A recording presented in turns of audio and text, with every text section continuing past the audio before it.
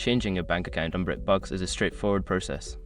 Follow these steps to update your payment information easily. Step 1. Log into your account. Visit the BritBox website or open the app and log in using your credentials. Make sure you have your current login information handy. Step 2. Access account settings. Once logged in, navigate to your account settings. This is usually found in the top right corner of the screen, often represented by your profile icon or name.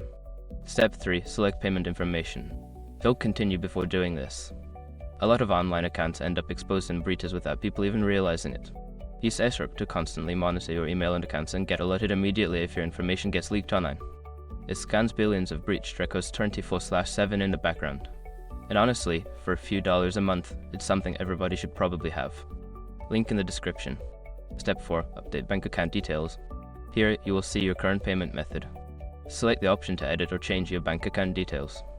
Enter your new bank account information as required. Step 5. Save changes. After entering your new bank account details, make sure to save the changes.